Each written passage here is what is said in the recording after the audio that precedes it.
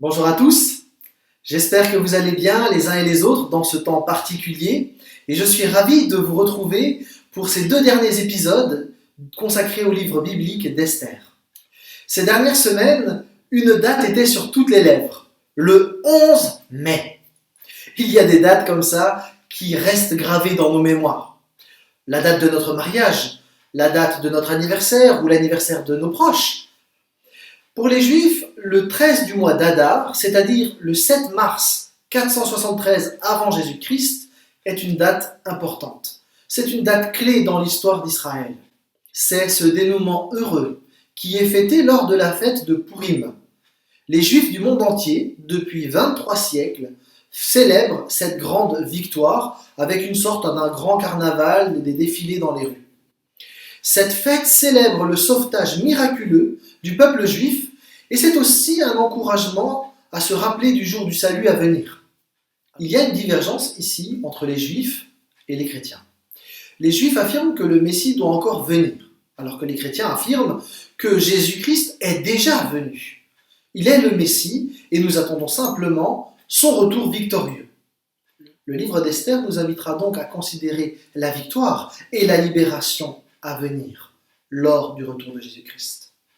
Nous commençons désormais la lecture du chapitre 9, les versets 1 à 17. Le 13e jour du 12e mois, c'est-à-dire le mois d'Adar, arriva. C'était le jour où le décret impérial devait être appliqué. En ce jour-là, les ennemis des Juifs avaient espéré se rendre maîtres d'eux, mais la situation se retourna. Ce furent les Juifs qui se rendirent maîtres de leurs ennemis. Dans les villes de toutes les provinces de l'empereur Xerxès où ils habitaient, ils se regroupèrent pour s'en prendre à ceux qui leur voulaient du mal. Personne ne put leur résister, tant la peur qu'ils inspiraient s'était emparée de tout le monde. Tous les ministres des provinces, les satrapes, les gouverneurs et les fonctionnaires impériaux soutinrent les Juifs par crainte de Mardochée. En effet, celui-ci occupait un haut rang au palais impérial et sa renommée s'était répandue dans toutes les provinces car il devenait de plus en plus puissant. Ainsi, les Juifs frappèrent tous leurs ennemis de l'épée, ils les tuèrent et les exterminèrent, ou les traitèrent comme ils le jugèrent bon. Dans la seule citadelle de Suse, les Juifs tuèrent et firent périr 500 hommes, ainsi que Parchandata, Dalphon et Aspata, Porata, Adalia et Aridata, Parmashta, Aridzai, Aridai et Vaïezata, les 10 fils d'Aman, fils de Hamedata, le persécuteur des Juifs, mais on s'abstint de tout pillage.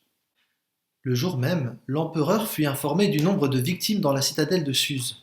Il dit à l'impératrice Esther, « Dans la seule citadelle de Suse, les Juifs ont tué et fait périr 500 hommes, ainsi que les 10 fils de Haman. Qu'ont-ils dû faire dans les autres provinces de l'Empire?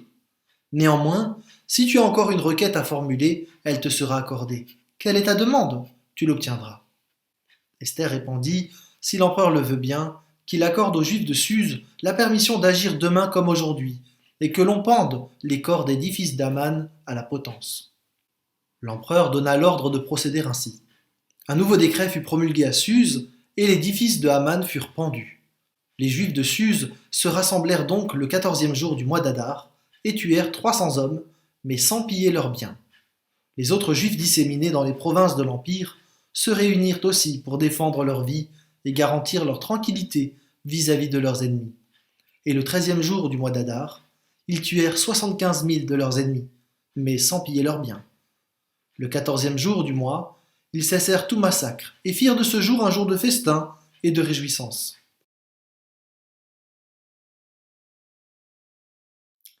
Il faut d'abord remarquer que même si le roi avait publié un second décret autorisant les Juifs à se défendre, les ennemis étaient encore très nombreux. La menace de génocide était donc très réelle. Il s'agit véritablement d'une guerre civile organisée sur un puis sur 2 jours. Mais ces jours ont dû être particulièrement violents, puisque toute la haine envers les Juifs s'est alors déversée dans tout l'Empire.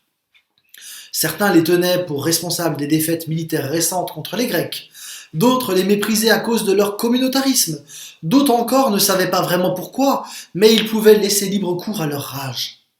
Face à ce déferlement de haine, l'autorisation de se défendre a permis aux Juifs de préserver leur vie, leur famille et leurs biens, mais non sans mal. La violence du texte peut être choquante pour nous qui lisons le texte avec une certaine distance. Pour bien comprendre ce qui s'est passé à cette époque, on peut faire un lien avec ce que les Juifs ont vécu au temps de l'Allemagne nazie, avec la terrible Kristallnacht, la nuit du 9 au 10 novembre 1938. Cette nuit-là, sur tout le territoire du Reich, près de 200 synagogues furent détruites. 7500 commerces et entreprises exploités par des Juifs ont été saccagés. Une centaine de Juifs furent assassinés et des centaines d'autres se suicidèrent ou moururent des suites de leurs blessures. Près de 30 000 Juifs furent déportés en camp de concentration. Les spécialistes considèrent qu'il s'agit là de la première étape qui a ensuite conduit à la Shoah. Le texte que nous lisons nous rapporte un événement du même type. L'auteur du texte d'Esther trace toutefois une distinction très nette entre les deux groupes qui sont en conflit. Les ennemis des Juifs sont décrits comme étant véritablement enragés.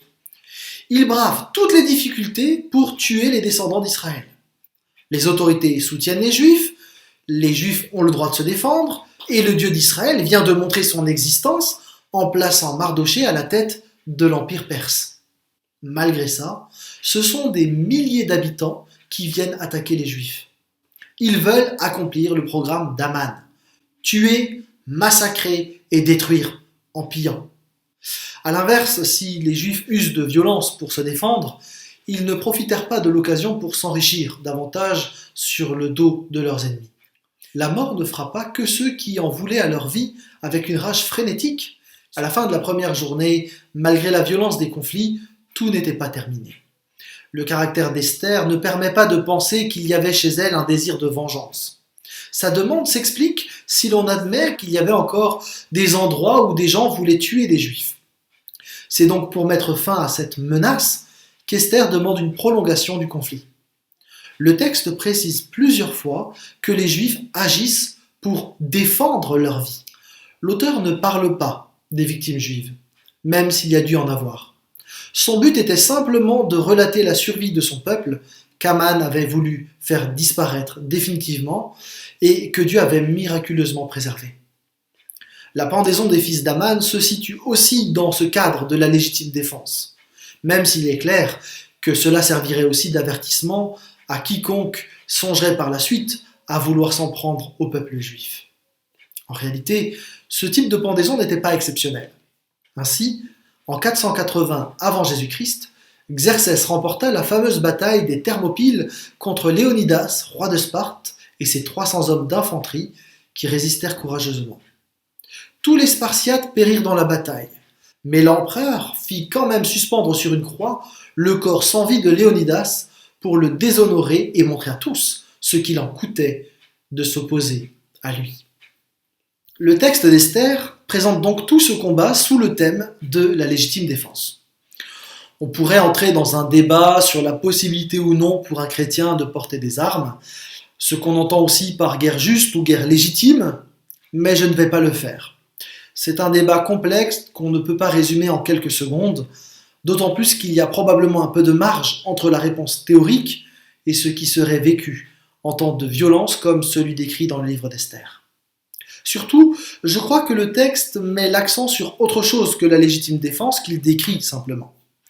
En effet, l'auteur prend soin de souligner par 3 fois que ces Juifs qui se défendaient se sont surtout abstenus de tout pillage, suggérant par là qu'ils étaient restés dans les limites de ce qui est juste. Ils n'ont pas profité de cette occasion pour s'enrichir, faire du mal gratuitement ou se venger. Et c'est sur ce point-là que j'aimerais m'arrêter. Par la grâce de Dieu, nous ne vivons pas aujourd'hui ce type de situation violente. Contrairement à d'autres chrétiens dans le monde qui sont méprisés, détestés, pourchassés, parfois violentés et même massacrés. D'ailleurs, j'attire votre attention sur le véritable génocide qui se passe au Nigeria et qui passe inaperçu à cause du Covid-19. Ici, nous profitons en France d'une certaine tranquillité et d'un cadre pour lequel nous devons être reconnaissants. Il est possible que la situation de déconfinement que nous allons vivre amène un changement dans les relations humaines. Et l'exemple des Juifs de l'époque d'Esther, qui sont restés intègres tout au long de la crise, pourrait être très très inspirant pour nous tous. Je m'explique. Dans un article récent, la directrice du CNRS, Marie-Claire Villeval, spécialiste d'économie expérimentale et comportementale, évoque une situation inédite. Jamais on n'avait vu la mise en place de politiques de distanciation sociale comme aujourd'hui. C'est complètement nouveau et cela concerne tout le monde, toutes les catégories, tous les âges. Tout en reconnaissant que l'on ne sait pas encore comment les choses vont véritablement évoluer, parce que la crise que nous traversons est unique dans l'histoire, on sait d'ores et déjà qu'un paramètre va être déterminant. Car dans la crise sanitaire que nous vivons, chaque individu est un ennemi potentiel. Il peut être porteur du virus et donc être un danger pour nous. Or, face à ce risque potentiel, nous allons nous protéger. Mais il ne faudrait pas aller au-delà d'une saine protection. Or, en ce qui concerne le rapport aux autres, plusieurs spécialistes du CNRS indiquent que nous allons réagir différemment les uns des autres. Les préjugés vont jouer à plein, nous faisant parfois dériver d'une saine protection à une posture nettement moins saine. Marie-Claire Villeval explique : un inconnu va sembler plus dangereux qu'un membre de notre famille ou que notre meilleur ami. Ce n'est certes pas très rationnel, mais c'est ainsi que certaines décisions, comme faire la bise ou non, seront prises. Dans ce contexte de méfiance, qui reste somme toute éloigné du génocide d'Esther, soyons clairs, la question de notre comportement face à un ennemi potentiel se pose. En Italie, où cela fait maintenant 3 semaines que le déconfinement a commencé, certains notent une première tendance qui est celle de la méfiance, des distances bien gardées et un certain soupçon, voire même des critiques à l'égard de ceux qui ne portent pas de masque. Certains ont aussi noté, ici et là, des germes de violence, en particulier à l'égard des plus faibles, qui par faute de moyens n'ont pas de masque. Quelle va être notre attitude ? Allons-nous contribuer à ce climat délétère, ou allons-nous à l'inverse témoigner de la sympathie, de l'amour, de la fraternité, de la solidarité, tout en nous protégeant contre le virus ? Il y a d'ailleurs tout un champ à explorer sur la manière d'être sympathique, avenant et gentil, sans se toucher. Et au pays de la bise, nous sommes invités à être particulièrement créatifs. Le texte biblique nous pousse à une forme de prise de risque dans la compassion, tout en étant responsables. Nous sommes appelés les uns et les autres à témoigner de l'amour au nom de Christ, et d'en témoigner en particulier à ceux qui vont être mis de côté et mis à distance par mesure de sécurité. Mais ces mises à distance seront parfois motivées par bien d'autres choses que la simple suspicion de Covid-19. Comment allons-nous réagir ? Il me semble que l'histoire que Jésus a racontée, sur le bon samaritain que tout le monde connaît, pourrait être ici revisitée. En effet, en Luc 10, le lévite et le pharisien ont des motifs légitimes de laisser le blessé à distance et de ne pas se souiller. Sans faire n'importe quoi, nous avons à réfléchir sur notre manière de témoigner de l'amour autour de nous, et en particulier à ceux qui seront laissés sur le bord du chemin. La méfiance, la défiance et la critique pourraient aller assez loin en réalité. L'histoire a montré que régulièrement, des groupes d'individus ont été choisis pour être les boucs émissaires lors de situations de crise. Que ferons-nous si les Asiatiques ou les Juifs ou les musulmans sont pris pour cible ? Je crois que nous, chrétiens, nous avons à vivre d'une manière qui reflète la gloire de Dieu, sa justice et son amour pour tous les humains. De même, on peut se poser la question de ce que nous ferons si nous sommes pris pour cible.